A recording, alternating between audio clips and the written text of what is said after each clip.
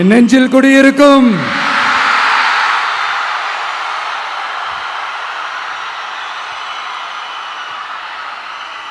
தமிழக மக்கள் உங்கள் அனைவருக்கும் என்னுடைய வணக்கமும் என்னுடைய நன்றிகளும். குறிப்பா திருச்சி கிழக்கு தொகுதி மக்கள் உங்கள் அனைவருக்கும் என்னுடைய ஸ்பெஷல் வணக்கமும் ஸ்பெஷல் நன்றிகளும். இதை நான் ஏன் இப்படி சொல்றேன்னா, என்னை இப்போ பெரம்பூர் தொகுதி எம்எல்ஏன்னு தான் சொல்லுவாங்க. பட் ஆனால் அது எலெக்ஷன் கமிஷனோட அந்த சட்ட விதிகளுக்கு மட்டும்தான் அப்படி. ஆனால் என்னை பொறுத்த வரைக்கும், தமிழ்நாட்டை பொறுத்த வரைக்கும், தமிழ்நாட்டுக்கு எப்படி திருச்சி ஒரு இதயம் மாறியோ, அந்த மாதிரி என்னோட இதயத்துக்கு திருச்சி கிழக்கு தொகுதி மக்களும் ரொம்ப ரொம்ப ரொம்ப க்ளோஸ் தான். அதுல எந்த மாற்றமும் கிடையாது. சரிங்களா?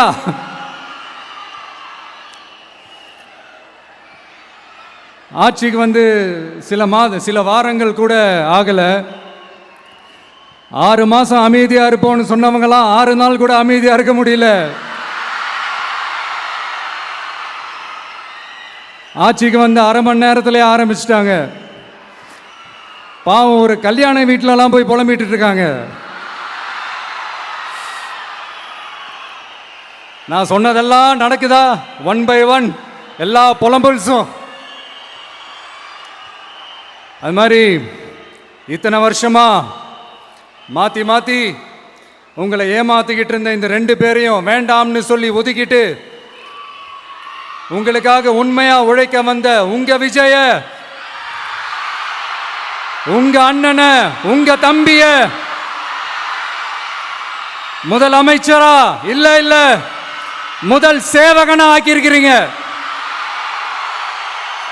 தலை வணங்கி ஒட்டுமொத்த தமிழக மக்களுக்கும் இந்த நேரத்தில் என்னுடைய நன்றியை தெரிவிச்சுக்கிறேன். இந்த நேரத்தில் எங்களுக்கு ஆதரவு தெரிவிச்ச அத்தனை இயக்கங்களுக்கும், அத்தனை இயக்கத்தின் தலைவர்களுக்கும் மீண்டும் என்னுடைய நன்றியை தெரிவிச்சுக்கிறேன்.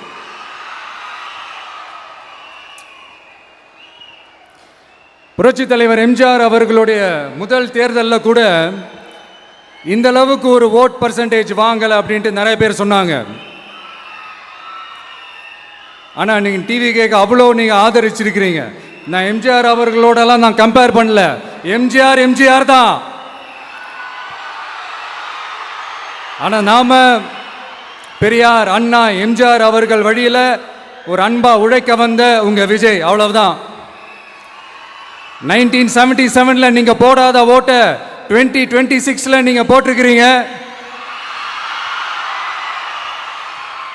என்ன ஒண்ணு, இன்னும் கொஞ்சம் அதிகமா ஆதரிச்சிருந்தீங்கன்னா கொஞ்சம் நல்லா இருந்திருக்கும். பட் பரவாயில்ல, ஃபியூச்சரில் வரப்போற எல்லா தேர்தலையும் உங்களுடைய முழு சப்போர்ட்டை என்னால் வாங்க முடியுன்ற அந்த ஒரு நம்பிக்கை இப்போ என் மனசுல ரொம்ப ஆழமா பதிஞ்சிருக்கு. ஏன்னா நீங்க அமைச்சு கொடுத்திருக்கிற இந்த ஆட்சியில எல்லா நன்மைகளையும் நீங்க கண்கூடா பார்க்க தான் போறீங்க அப்படின்ற அந்த கான்ஃபிடன்ஸும் இப்ப என் மனசுல ரொம்ப ஆழமா பதிஞ்சிருக்கு. யார் எந்த நிலைமைக்கு எந்த பொசிஷன்ல போனாலும் இந்த கிண்டலும் கேலியுமா பேசுறது இருக்கத்தானே செய்யும். நம்மளை பத்தி, நம்ம அரசியலை பற்றி, நம்ம பேச்சை பற்றி இந்த கிண்டலும் கிள்ளையமா பேசிட்டு தானே இருப்பாங்க. அவங்க எல்லாருக்குமே என் சைட்லேருந்து ஒரே ஒரு ரிக்வெஸ்ட், தயவு செஞ்சு நிப்பாட்டிடாதீங்க. தயவு செஞ்சு கண்டினியூ பண்ணுங்க. நீங்க தான் என்னோட எனர்ஜி ஃபோர்ஸு. நீங்க பேசிக்கிட்டே இருங்க. நான் மக்களுக்கு தேவையான நல்லதை செஞ்சுக்கிட்டே இருப்பேன். அடுத்து இப்போ நம்ம புதுசாக அந்த சூட்லாம் போட்டு வரோம்ல, அதை பற்றி கூட நிறைய பேர், ஏன் நாமெல்லாம் கோட் சூட்லாம் போடக்கூடாதா? அதிகாரம் செய்கிறவங்களும் ஆதிக்க சக்திகளும் மட்டும்தான் கோட் சூட்லாம் போடணுமா என்ன? அப்பெல்லாம் எதுவுமே கிடையாது. நான் என்ன கலர் கலராக போட்டு வரேன், 2 கலர். நம்ம எல்லாரும் மனசு மாதிரியே பிளாக் அண்ட் ஒயிட். எல்லாத்திலும் பிளாக் அண்ட் ஒயிட்டா இந்த விஜய் இருப்பான் அப்படின்னு காட்டுறதுக்கு தான் அந்த கலர். அடுத்து அந்த பிளாக் கூட யாரை குறிக்கும் எதை குறிக்கும்ன்றது நான் சொல்லி தான் தெரியணும்னு அவசியம் இல்லை, அது உங்களுக்கே நல்லா தெரியும். எல்லாத்துக்கும் இப்படி வழக்கம் சொல்லிக்கிட்டு நசன் பேசுகிற டைப்பும் நம்ம கிடையாது. உங்களுக்கே தெரியும், அதிகபட்சமாக எல்லா மீட்டிங்கிலும் 20 நிமிஷம்குள்ளே தான் நான் பேசியிருக்கிறேன். அதனால் இப்போ மக்கள் என்கிட்ட என்ன சொல்கிறாங்க அப்படின்னா, இந்தப்பா விஜய், நீ எங்களுக்காக உழைக்கிறதுக்காக வந்திருக்கிற, அந்த வேலையை மட்டும் பாரு, உன்னை பற்றி பேசுகிறவங்கள நாங்கள் பார்த்துக்கிறோம் அப்படின்னு சொல்லிட்டாங்க. சரி, ஆனது ஆச்சு.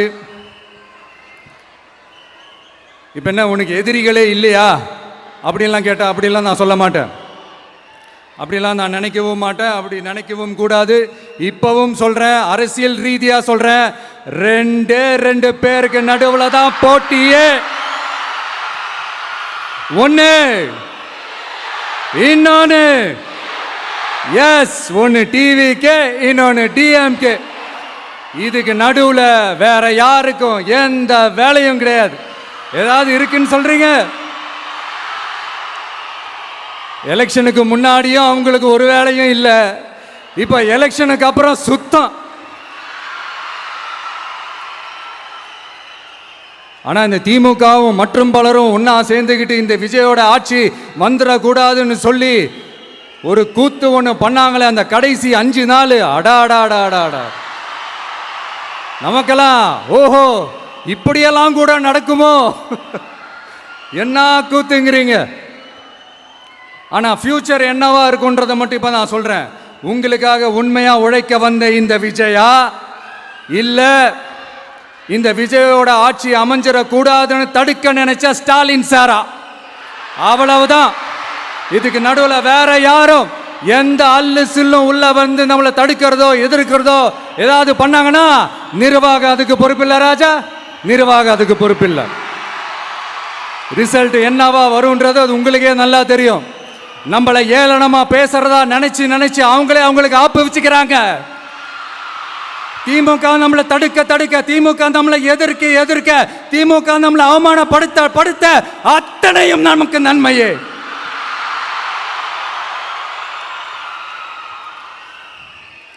ஒன்று கவனிச்சிங்களா மக்களே, நம்ம ஆட்சிக்கு வந்ததுக்கு அப்புறம் ஒரு விஷயம் ஒன்று நடந்துகிட்டு இருக்கு. இது இந்த ஜென்சி தலைமுறையை அட்ராக்ட் பண்ணுறதுக்காக இங்கிலீஷ் தமிழ் கலந்த அறிக்கை, அது சொல்ல வந்த நினைச்சிங்களா? அந்த காமெடியெல்லாம் கிடையாது. அடுத்து இந்த ரியாலிட்டியை மறந்துட்டு இந்த ரீல்ஸ் போடுறது, அது சொல்ல வந்தீங்களா? அந்த காமெடியும் கிடையாது. இது சீரியஸாக ஒரு விஷயம் நடந்துக்கிட்டு இருக்கு. முன்னெல்லாம் சட்டசபையில் யார் பேசுனா நமக்கு என்ன, யார் அடிச்சுக்கிட்டா நமக்கு என்னன்னு இருந்த கூட்டம்லாம் இப்போ சட்டசபையில் என்ன நடக்குது, என்ன பேசிக்கிறாங்கன்றது ரொம்ப உன்னிப்பாக கவனிக்கிறாங்க. கவனிச்சிங்களா? திமுக ஸ்டைல்லையே சொல்லணும்னா ரீல்ஸ் போட்ட கூட்டம்லாம் இப்போ நியூஸ் பார்த்துக்கிட்டு இருக்கிறாங்க. அதில் நமக்கு சந்தோஷம்தான், பெருமை தான். நம்மளுடைய யங்ஸ்டர்ஸ், நம்ம பெண்கள் எல்லாம் அந்த அரசியல் என்னன்னு தெரிஞ்சுக்கணும், அந்த அரசியல் என்னன்னு புரிஞ்சுக்கணும்னு அப்படி ஒரு விழிப்புணர்வு ஏற்பட்டிருக்கு. அதில் எங்களுக்கு சந்தோஷம்தான். இதெல்லாம் யாரால நடந்திருக்கின்றது நான் சொல்லி தான் உங்களுக்கு தெரியணும்னு அவசியம் இல்லை, அது உங்களுக்கே நல்லா தெரியும். இப்படிப்பட்ட நம்ம தெய்வங்களை, இப்படிப்பட்ட நம்ம மக்களை தற்குறின்றது இன்னமும் சொல்லிக்கிட்டு இருக்கிறாங்க. நான் காஞ்சிபுரத்தில் சொன்னதை தான் இங்கே நான் திரும்பவும் ரிப்பீட் பண்ணுறேன். நீங்கள் தற்குறின்னு சொன்னீங்களே, அவங்க தான் உங்களோட அரசியல் வாழ்க்கையே ஒரு கேள்விக்குறி ஆக்கி இருக்கிறாங்க. கேள்விக்குறி ஆக்கிட்டாங்க, இன்னமும் ஆக்க போறாங்க. அன்னைக்கு நான் சொன்னப்போ சிரிச்சவங்களாம் இன்னைக்கு என்ன பண்ண போறாங்களோ. உண்மையை சொன்னாதான் அந்த கூட்டத்துக்கு கசக்குமே. உண்மையிலே நீங்க மக்கள் மனசை புரிஞ்சு வச்சிருந்தீங்கன்னா நீங்க இப்படி மக்களை தப்பாவே பேசியிருக்க மாட்டீங்க. அது என்ன, அப்புறம் அரசியல் புரிதல் இல்லாம மக்கள் நமக்கு ஓட்டு போட்டுட்டாங்களாம். இந்த கவர்ச்சியில மயங்கி மக்கள் நமக்கு ஓட்டு போட்டுட்டாங்களா? நான் என்ன, சரி விடுங்க.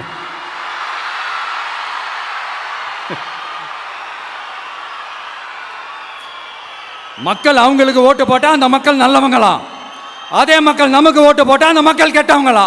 தற்குறியா? இதே மக்கள் தான் இத்தனை வருஷமா அவங்களுக்கு ஓட்டு போட்டுட்டு இருந்தாங்க. உங்களுக்கு மட்டும் என்ன, வேற ஏதாவது பிளானட்ல இருந்து குதிச்சு ஓட்டு போட்டு போனாங்களா? தற்கொரியாமா, தற்கொரி நல்லா வருது, வேணான்னு பாக்குறேன். எங்க அண்ணன் விஜயகாந்த் அண்ணன் சொல்ற மாதிரி, அண்ணா அவர்கள் ஆரம்பிச்ச கட்சியை ஒரு அடிமை கூடாரமா ஆக்குனது யாருங்க சார்? இப்படியெல்லாம் ஆக்கிட்டு உண்மையை சொல்லு உடன்பிறப்பேவா. உங்களோட அந்த உண்மையான உடன்பிறப்புக்கெல்லாம் என்ன சொல்றாங்க தெரியுமா சார்?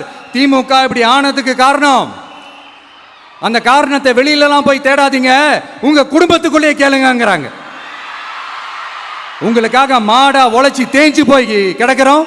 திமுக இப்படி ஆனதுக்கு காரணம் உழைக்காம சொகுசா இருக்கிற உங்க குடும்பத்துக்குள்ளேயே போய் கேளுங்கிறாங்க. ஒவ்வொரு திமுக தொண்டனும் அதை சொல்றாங்க.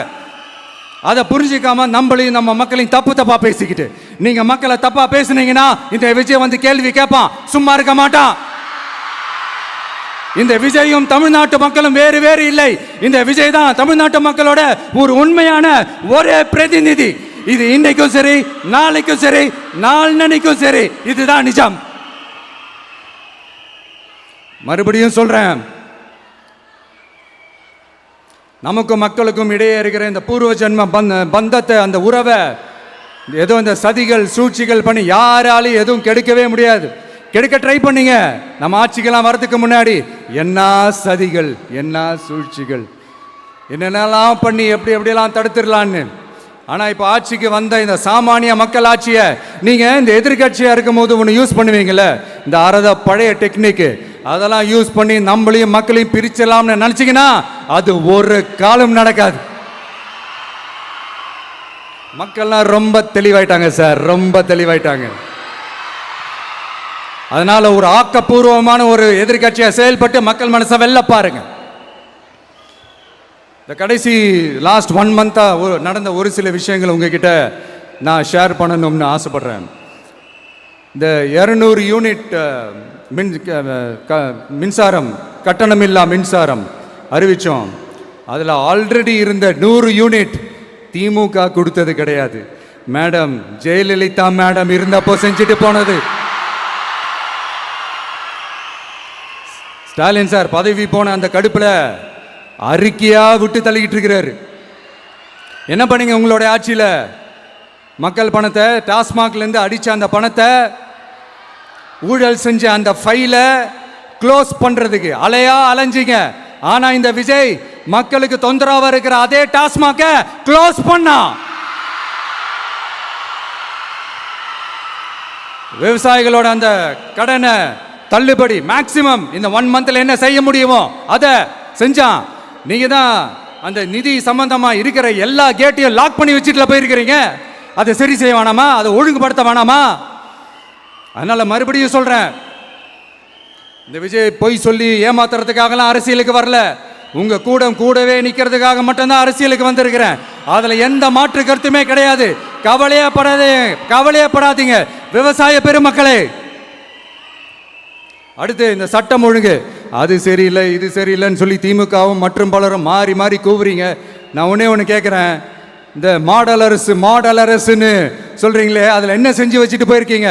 ஒரு ஊர் விடாம, ஒரு தெரு விடாம போதைப் பொருள் கலாச்சாரம் அப்படியே ஸ்ப்ரெட் ஆகி கொட்டி கிடக்குது. அது அப்பவே இனிஷியல் ஸ்டேஜ் அதை நீங்க கண்ட்ரோல் பண்ணியிருந்தீங்கன்னா இத்தனை பெண்களை இழக்க வேண்டிய ஒரு சூழ்நிலை ஏற்பட்டிருக்குமா? எல்லாத்தையும் பண்ணிட்டு பழிய தூக்கி ஏன் மேல போடுறாங்க. நீங்க என்ன பழி நம்ம மேல போட்டாலும் மக்கள் நிம்மதியா வாழக்கூடிய அந்த செயலை கண்டிப்பா இந்த விஜய் செஞ்சு தான் காட்டுவான். அதுக்காக தான் எஃபிஷியன்டான போலீஸ் ஆஃபீஸர்ஸ் நான் அப்பாயிண்ட் பண்ணியிருக்கிறேன். எஃபிஷியன்டான அந்த போலீஸ் ஆஃபீஸர்ஸ் டீம் நான் அப்பாயிண்ட் பண்ணியிருக்கிறேன். பெண்கள் பாதுகாப்பான அந்த சிங்க பெண் காவல் படை நெக்ஸ்ட் வீக் அதை இனாகரேட் பண்ண போறோம். தப்பு செஞ்சவங்களுக்கான தண்டனை, அதுக்கான சார்ஜ் ஷீட் எல்லாமே ரொம்ப ஃபாஸ்டா, ரொம்ப ஸ்பீடா செய்யறதுக்கான அந்த வேலையை செய்ய சொல்லி இருக்கிறோம். கோர்ட்ல கூட தப்பு செஞ்சவங்களுக்கான அந்த கடுமையான தண்டனை வாங்கி கொடுக்கறதுக்கான அந்த வேலையையும் ரொம்ப சீக்கிரமா செய்ய சொல்லி இருக்கிறோம். அதனால நீங்க என்ன பழி நம்ம மேல போட்டாலும் உண்மையா உறுதியா மக்களுக்கு தேவையான எல்லா விஷயங்களையும் இந்த விஜய் செஞ்சு தான் காட்டுவான். இப்படியெல்லாம் நம்ம சொல்றதுனால இவங்க என்ன சொல்லுவாங்க தெரியுமா? அவங்க தான் ஆட்சியிலே இல்லையே, அப்புறம் ஏங்க அவங்கள குறை சொல்றீங்க அப்படின்னு கேட்பாங்க. வேரில் வெந்நியை ஊற்றிட்டு போனவங்கள வெளிச்சம் போட்டு காட்டாமல் பின்ன வேற என்ன சொல்லுவாங்க? இதெல்லாம் மக்கள்கிட்ட நம்ம தெளிவாக எடுத்து சொல்லணும் இல்லையா? அதுக்காக தான் இதெல்லாம் சொல்லிட்டு இருக்கிறேன். நம்ம மக்களுக்காக இவ்வளோ வேலை பார்க்குறோம், ஆனால் இவங்க அதையெல்லாம் விட்டுட்டு குதிரை பேரம் பண்ணுறாரு, அது பண்ணுறாரு, இது பண்ணுறாருன்னு சொல்லிட்டு தப்பாக கதையெல்லாம் அடித்து விட்டுக்கிட்டு இந்த தீய சக்தியும் தீந்து போன சக்தியும் அதாங்க திமுகவும் மற்றும் பலரும் ஒன்னா சேர்ந்துக்கிட்டு திருட்டுத்தனமா யாருக்கும் தெரியாம ஒரு ஓரமா மூலையில உட்கார்ந்துட்டு பேரம் பேசி கூட்டு சேர்ந்து ஆட்சி அமைச்சு கொள்ளையடிக்க திட்டம் போட்டாங்க. அது ஏன் தெரியுமா? உங்களோட இந்த டிவிக்கு ஆட்சி அமைஞ்சா அவங்க பொழப்பே போயிடும். அந்த கொள்ளையடிக்கிறது, லஞ்சம், ஊழல் எல்லாமே கத்தம். அதான் இந்த காரணம். அடுத்து ஸ்டாலின் சார், திமுக இப்போ தீய சக்தி மட்டும் இல்ல, மக்களை விட்டு ரொம்ப தூரமா போன தூர சக்தி, ஓர சக்தி, கோர சக்தி, பார சக்தி. நீங்க எப்போ இந்த தீந்து போன சக்தியோட நீங்க கூட்டு சேர்ந்துக்கிட்டு ஆட்சி அமைக்கணும்னு நினைச்சீங்களோ அப்பவே இந்த திமுக தூர்ந்து போன சக்தியாகவும் ஆயிடுச்சு. நீங்களாம் நம்மளை பத்தி அவதூறு பேசலாமா சார்? இது நியாயமா? மக்களை இவ்வளவு பெரிய மக்கள் சக்தி நம்மளோடு இருக்கும் போது நமக்கு எதுக்கு வேற அரசியல்? எலெக்ஷன்ல 50-60 வருஷமா இருந்த சாதிய உடைச்சிருக்கிறோம், மதத்தை உடைச்சிருக்கிறோம், காசு கொடுத்த ஓட்டு வாங்கறத உடைச்சிருக்கிறோம். நாம எது செஞ்சாலும் கான்ஸ்டிடியூஷன்ல தான் செய்வோம். நாம சிங்கிள் மெஜாரிட்டி வாங்கி இருந்தாலும் நம்மளை நம்பி முறையா கூட்டணியில கட்சியில ஆதரிக்க வர்றவங்களை அரவணைச்சு தான் இருப்போம். நான் இப்பவும் மீண்டும் டிக்ளேர் பண்றேன், டிவிகே ஆட்சி எந்த பாகுபாடும் இல்லாம எல்லாருக்குமான ஒரு ஆட்சியா தான் இருக்கும். அதுல எந்த மாற்றமும் கிடையாது. ஸ்டாலின் சார் மாதிரி ஊசலாட்டம் இருக்கவே இருக்காது. மதச்சார்பற்ற கொள்கையில சமரசமே இல்லை. மாநில உரிமைகளை விட்டு கொடுக்கவே மாட்டோம். நதி நீர் உரிமைகளை விட்டு கொடுக்கவே மாட்டோம்.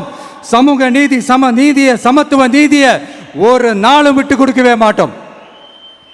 அதனால திருச்சி கிழக்கு தொகுதி மக்களே, தமிழ்நாட்டில் இருக்கிற 234 தொகுதியும் நம்ம தொகுதி தான். அதுல எந்த கட்சி ஜெயிச்சிருந்தாலும் அது நம்ம தொகுதி தான். பெரம்பூரா இருக்கட்டும், திருச்சி கிழக்கா இருக்கட்டும், எனக்கு 2 கண்கள் மாதிரி.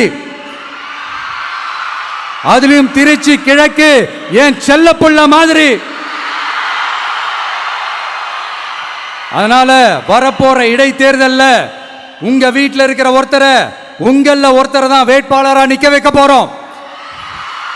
நீங்க எப்படி இந்த விஜய்க்கு ஆதரவு கொடுத்து ஓட்டு போட்டு ஜெயிக்க வச்சீங்களோ அதே மாதிரி வரப்போற இடைத்தேர்தல்ல உங்களுடைய அந்த வேட்பாளரையும் ஜெயிக்க வைப்பீங்கன்ற அந்த ஒரு நம்பிக்கை நான் முழுமையாக தான் நம்புறேன். உங்களுக்காக உழைக்க வந்திருக்கிறேன். உங்களுக்காக எல்லா விஷயத்தையும் நான் பார்த்து செய்வேன். ஊழல் இல்லாத, லஞ்சம் இல்லாத ஒரு ஆட்சியை நான் கொடுப்பேன். I understand. ஒரே நாள் அது நடக்காததான், ஒரு மேஜிக் இல்லை. பட் ஒரு நாள் அதை நான் நடக்க வைப்பேன். எனக்கு இப்ப வேற எந்த வேலையும் இல்லை உங்களுக்காக உழைக்கிறத தவிர. என் கடன் இனி என் மக்களுக்கு பணி செய்து கிடைப்பதே. மீண்டும் என்னை ஜெயிக்க வச்ச தமிழக மக்களுக்கும் திருச்சி கிழக்கு தொகுதி மக்களுக்கும் மீண்டும் என்னுடைய நன்றியை தெரிவிச்சுக்கிட்டு கான்பிடென்டா இருங்க, நல்லதே நடக்கும், வெற்றி நிச்சயம். மீண்டும் சந்திக்கும் வரை நன்றி, வணக்கம்.